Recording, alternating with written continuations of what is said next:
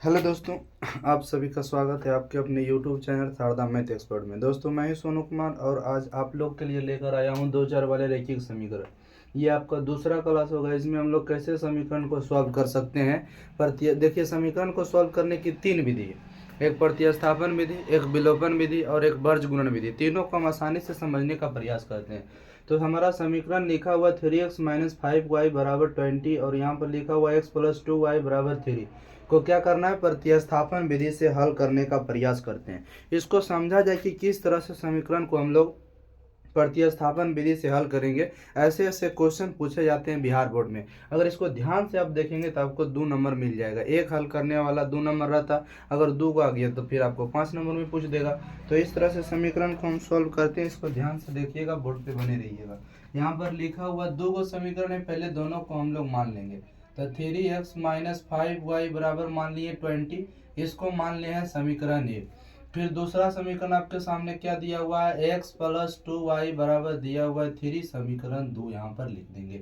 अब यहाँ से हम लोग क्या करेंगे, या तो समीकरण 1 से या तो समीकरण 2 से x चाहे y का मान निकाल लेते हैं। यानी कि x या y का मान निकालने का प्रयास करेंगे। समीकरण 1 से निकालिए चाहे 2 से निकालिए। अगर 1 से निकालेंगे तो वो x का मान समीकरण 2 में रखेंगे। अगर 2 से निकालेंगे तो फिर 1 में रखेंगे। यानी कि x चाहे y का मान आप क्या करिए, समीकरण 1 या 2 से निकाल लीजिए। तो हम यहाँ पर क्या करते हैं, समीकरण 2 से निकाल लेते हैं। तो हम लिखेंगे यहाँ पर समीकरण 2 से, चूंकि हमें समीकरण 2 से आसानी होगा। तो लिखा हुआ है x + 2y बराबर लिखा हुआ है 3। तो x बराबर कितना हो जाएगा, 3 माइनस हो गया 2y, और जो निकाले थे उसको मान लीजिएगा समीकरण 3। तो इसको हमने क्या मान लिया, समीकरण 3 मान लिया। कोई दिक्कत नहीं होना चाहिए यहाँ पे। तो ये समीकरण आपका कितना हो गया, 3 हो गया। अब हम देखते हैं कि निकाले थे किससे ये x का मान। तो निकाले थे किससे, तो निकाले थे 2 से। तो किस में रखेंगे, 1 में रखेंगे। तो यहाँ पर लिखेंगे x का मान समीकरण 1 में रखने पर, x का मान समीकरण 1 में रखने पर हो जाएगा 3x - 5y बराबर 20। तो 3x के जगह पर 3 - 2y - 5y बराबर हो गया 20। 3 से गुना करेंगे, 3 तिया 9 और 3 दूना हो गया 6y माइनस का 5y बराबर 20। अब यहाँ से देखिए 6 और 5 कितना हो जाएगा, 11। तब माइनस का 11y बराबर इधर हो जाएगा 20 और प्लस का 9 उधर गया तो माइनस का 9। तो यहाँ से देखिए 20 में से 9 हम लोग घटा देंगे तो कितना हो जाएगा, माइनस का 11y बराबर 20 में से 9 गया 11, 11 से 11 कट गया, y का मान हो गया माइनस का 1। कितना हो गया मेरे दोस्त, y का मान हो गया कितना, माइनस का 1 हो गया। अब ये y के मान को समीकरण 3 में रख देते हैं तो हमारा डायरेक्ट x का मान निकल जाएगा। तो लिखेंगे y का मान समीकरण 3 में रखने पर, 3 में हम लोग रख दे रहे हैं, 3 में रख दीजिए। तो हो जाएगा x बराबर 3 - 2y। तो 3 - 2 गुना 1 -1 है। तो 3 - 2 -3 और 3 में से यहाँ -1 था, माइनस गुना माइनस प्लस, 3 2 कितना हो गया, 5 हो गया। यानी कि यहाँ से देखिए तो y की जगह पर -1 रखिएगा तो माइनस माइनस प्लस हो जाएगा और 3 2 कितना हो गया, 5 हो गया। तो अब जरा सा बताइए मुझे कि हम यहाँ पर देखेंगे कि y का मान हमारा आया -1 और x का मान आया 5।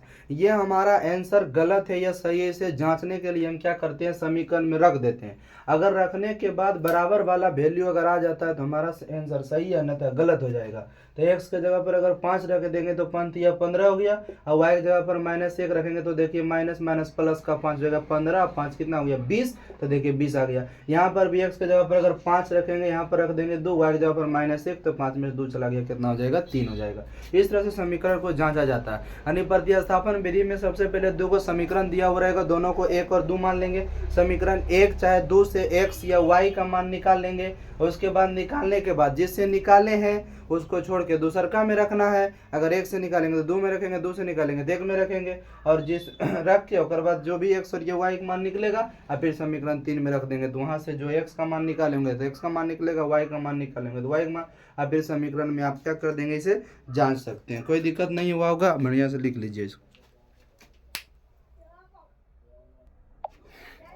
देखिए अगला क्वेश्चन आपका क्या है, अगला क्वेश्चन मतलब हम लोग बरज गुणन देखेंगे। प्रतिस्थापन विधि आपको अच्छी तरह समझ में आ गया होगा। अब बरज गुणन देखने का प्रयास करते हैं। तो बरज गुणन में क्वेश्चन कहता है कि यही वही क्वेश्चन है, इसको सिर्फ हम लोग बरज गुणन विधि से जानने का प्रयास करेंगे। अगर एक क्वेश्चन आप अच्छी तरीके से जान लेते हैं तो आपको किसी भी प्रकार के क्वेश्चन रहेगा तो आप उसी तरह से सॉल्व करेंगे, कोई दिक्कत नहीं होगा। अब देखिए इसे क्या करते हैं, बरज गुणन नहीं, हम पहले विलोपन विधि देख लेते हैं। कौन सा विधि? विलोपन। देखिए विलोपन विधि पहले लिख देते हैं। तो विलोपन विधि में क्या होता है, उसी तरह से हम समीकरण को पहले लिखेंगे। तो लिखेंगे 3x - 5y बराबर 20, और बाद लिखेंगे x + 2y बराबर लिखेंगे 3। ठीक है। अब इसको मान लिए समीकरण 1 और इसको मान लिए समीकरण 2। एकदम ये सबसे असस्ता विधि एकदम है, इतना आसान है कि आप इसे समझ भी सोच भी नहीं सकते कि इतना आसान हो सकता है।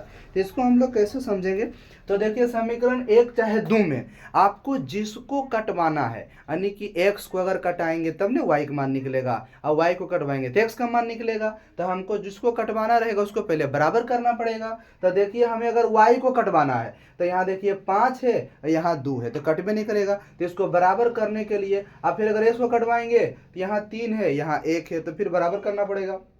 ऐसा करते हैं कि y को कटवा देते हैं। तो y को कटवाने के लिए देखिए y के गुना वाला इसमें गुना कर देंगे और x के ये वाला गुना इसमें गुना कर देंगे, यानी कि 5 से। माइनस को नहीं लिखना है, ठीक है, सिर्फ डिजिट को देखना है। ये वाला उसमें गुना कर दिए और वो वाला इसमें गुना कर दिए। अब देखिए गुना करेंगे बराबर होगा, देखो 5 दूना 10, यहाँ भी हो जाएगा 5 दूना 10, आसानी से काट देंगे। लेकिन गुना सिर्फ एक में नहीं होगा, सभी टर्म में होगा, सभी पद में गुना होगा। अब देखिए हम क्या करते हैं, लिखेंगे समीकरण 1 और 2 से, समीकरण 1 और 2 से, समीकरण 1 और 2 से गुना करेंगे। 2 तिया 6x और 2 पचे 10y। अब 20 दूना कितना होता है 40, 5 गुना x तो 5x, अब 5 दूना कितना होता है 10y, और 5 तिया कितना होता है 15। अब देखिए यहाँ से घटाएंगे माइनस, और ये घटाएंगे काली तो जोड़ेंगे तो घट जाएगा। तो आप यहाँ पर लिख सकते हैं जोड़ने पर, जोड़ने पर क्या कर देंगे, जोड़ रहे हैं तो जोड़िएगा तो अगर कहानी खत्म हो गया। और 6 5 कितना होता है 11x होता है। अब 40 और 15 कितना हो जाएगा 55 होता है। आप देखिए प्रतिस्थापन विधि से हल करो या फिर बरज गुणन से हल करो या विलोपन से हल करो, कोई प्रभाव नहीं पड़ता, आंसर सेम आएगा। आंसर में कोई त्रुटि नहीं हो सकता, आंसर एकदम हु बहु ओकरे नहीं आएगा। अब ये x का मान समीकरण 1 चाहे 2 में रख दो, y का मान निकल जाएगा। तो हम लिख देते हैं x का मान समीकरण 1 में रखने पर, 1 में रखने पर 1 में रख दे रहे हैं। तो हमारा 1 क्या 3x - 5y बराबर 20। 3x के जगह पर 5 - 5y बराबर 20, -5y हो गया 20, अब 5 हो गया 15, -5y बराबर कितना हो गया 20 में से 15 गया 5, 5 5 कट जाएगा। देखिए y का मान -1 आया और उसमें भी y का मान -1 आया था, x का मान 5, इसलिए हमारा फाइनली आंसर x का मान हो गया 5 और y का मान हो गया -1। तो जब भी आपको प्रतिस्थापन विधि यानी विलोपन विधि से हल करने के लिए कहेगा तो आपको क्या करना है, x चाहे y को आपको बराबर कर लेना है, यानी आपकी मर्जी, जिसको कटवाना है उसे बराबर करना पड़ेगा आपको। हमको अगर x कटवाना रहता तो एक में 3 से गुना, ओकरा में 1 से गुना कर देते तो बराबर हो जाता। तो ये आप पर निर्भर करता है कि आप किसको कटवाना चाह रहे हैं। अगर देखिए दोनों प्लस माइनस में अगर रहेगा तो जोड़ दीजिएगा तो कट जाएगा, अगर दोनों प्लस सेम रहे तो फिर घटाइएगा चिन्ह चेंज होगा, और दोनों माइनस में रहेगा फिर भी घटाइएगा चिन्ह चेंज होगा। तो ये हमारा क्या था, विलोपन विधि था। एक विधि और समझते हैं, कौन सा विधि, बरज गुणन विधि। तब तक इसको आप लिखिए। देखिए अब हम तीसरा क्वेश्चन लेकर आए, मतलब इसमें 3 टाइप का हम एक के वीडियो में बता देते हैं आप, ताकि आप भी आसानी से समझ जाएंगे। अब इसी समीकरण को हम क्या कर रहे हैं, बरज गुणन विधि से सॉल्व कर रहे हैं। कौन सा विधि से, बरज गुणन विधि से। तो सबसे पहले समीकरण को देखिए, लिखा हुआ है 3x - 5y, अब बराबर में 20 लिखा हुआ है। तब बराबर के बाद उधर कुछ भी अंक आपको नहीं रखना है, तो उधर हम 0 कर देंगे। तो क्या करते हैं, प्लस का 20 है इधर लेके चलाएंगे तो माइनस का 20 हो गया और उधर क्या बच गया 0। इसको मान लेंगे समीकरण 1। दूसरा समीकरण x + 2y है, अब प्लस का 3 है तो इधर लेके चलाएंगे तो माइनस का 3 हो जाएगा बराबर 0। ये समीकरण कितना हो गया, 2 हो गया। अब हमें क्या करना है, बरज गुणन विधि से हल करना है, ठीक है। बाकी बात प्रतिस्थापन और विलोपन आपको मैंने बता दिया। अब यहां लिखेंगे बरज गुणन विधि से, बरज गुणन विधि से। तो क्या करेंगे हम लोग, देखिए ये आपका ट्रिक है, x बटे माइनस वाई बटे और फिर 1 बटे, ये लिख देंगे। ये तो सिंपल था बात कि x बटे माइनस वाई बटे और 1 बटे, तीनों आपस को बराबर कर देना, x बटे अब बराबर माइनस वाई बटे और 1 बटे, ठीक है। ये सिंपल तरीका आपका है। उसके बाद देखिए बहुत सारे वीडियो हम देखते होंगे, a1 a2 b1 b2 करके बताता है, इसमें बहुत लंबा चौड़ाता है। इसमें हम लोग इसे ढक के बनाएंगे, इसको ढक ढकिया नियम कहते हैं। देखिए ये ढक देंगे, x वाला को ढक दिए, और बाद क्या बच गया, देखिए x वाला ढका गया, तो क्या दिख रहा है आपका, y के गुणज वाला और अचर पद को लिखना है। तो y के गुणज हो गया -5 और 2, और यहाँ पर क्या हो गया -20 और -3 हो गया, ठीक है। उसके बाद देखिए अगर y वाला को झाप देंगे तो y वाला ढक दिए, क्या दिख रहा है 3 दिख रहा है, और इधर क्या दिख रहा है 1, और इधर क्या दिख रहा है -20 और इधर दिख रहा है -3, लिख दिए। अब अचर पद को ही ढक दीजिए, लीजिए ढक दिए, क्या दिख रहा है 3 1 और -5 और 2, यानी कि ये ढका गया, तो 3 दिख रहा है, 1 दिख रहा है, -5 दिख रहा है, 2 दिख रहा है। अब इसमें क्या करते हैं, तिरछा तिरछी गुना करते हैं, तिरछा तिरछी क्या करेंगे, गुना करने का प्रयास करेंगे। तो देखिए यहाँ गुना करेंगे तो पंक्तिया कितना हो जाएगा 15, और माइनस गुना माइनस होता है प्लस। याद रखिएगा बीच में हमेशा माइनस होता है, बीच में हमेशा क्या होता है, माइनस होता है। तो 15 यहाँ पर लिखेंगे माइनस, और उसके बाद देखिए यहाँ पर फिर 20 दूना माइनस का हो गया 40, अब बराबर फिर माइनस वाई बटे, यहाँ पर 3 तिया माइनस का 9, और यहाँ माइनस, अब 20 से कम कितना हो गया -20, अब बराबर 1 बटे 3 दूना 6, अब प्लस कितना हो गया 5 हो जाएगा। ऐसे तो आप देखिए माइनस दे देंगे और फिर -5 देंगे, कोई बात नहीं, प्लस का 5 हो जाएगा। फिर देखिए x बटे, और ये माइनस माइनस प्लस, और 40 और 15 55 हो जाएगा, फिर माइनस का y बटे, और 20 और 9 कितना, 20 में से 9 घटा देंगे कितना बच जाएगा 11 हो जाएगा, और फिर 1 बटे 6 5 कितना हो गया 11 हो गया। अब यहाँ से क्या करेंगे पता है, अब यहाँ से देखिए लिखेंगे, क्या करेंगे, मतलब फर्स्ट और थर्ड टर्म को बराबर करेंगे, फिर सेकेंड और थर्ड टर्म को बराबर करेंगे। तो लिखेंगे from first and second terms, first and third terms, first and third term.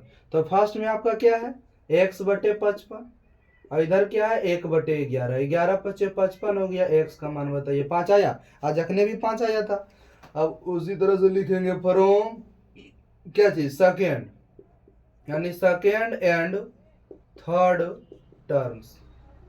तो सेकेंड और थर्ड को बराबर करेंगे अभी, तो -y बटे 11 और 1 बटे 11, 11 11 खत्म हुआ, अब y का मान -1 हो गया, y का मान कितना हो गया -1। सेम आंसर तीनों में आपने देखा कि सेम आंसर आया। तो बड़े गुणा विधि से सॉल्व करने के लिए क्या करेंगे आप, सबसे पहले आपको क्या करना है, समीकरण के उधर जो कुछ भी संख्या है उसको बराबर किधर लेकर चलाना है, फिर x बटे -y बटे और 1 बटे सबको बराबर कर देंगे, और ये ढकढकिया नियम में x वाला लिखेंगे तो इसको झाप देंगे, और जो दिखेगा उसको लिख देना है, यानी 5 -2 और 3, फिर y वाला झाप देंगे तो 3 1 20 3, फिर एचर पर झपा गया तो कितना बच गया 3 1, और कितना बचा -5 और 2, फिर तिरछा तिरछी गुना करना, बीच में माइनस, तिरछा तिरछी गुना करना, बीच में माइनस, और फिर पहला तीसरा को बराबर कर देना है, और फिर दूसरा और तीसरा को बराबर कर देना है, x और y का मान आसानी से क्या हो जाएगा, निकल जाएगा। आशा करते हैं कि ये तीनों विधि आपको समझ में आया होगा। अगर समझ में आया होगा तो वीडियो को शेयर करिएगा, और दोस्तों में सब्सक्राइब करने के लिए कहिएगा, और कमेंट करिएगा कि कैसा आपको ये वीडियो लगा।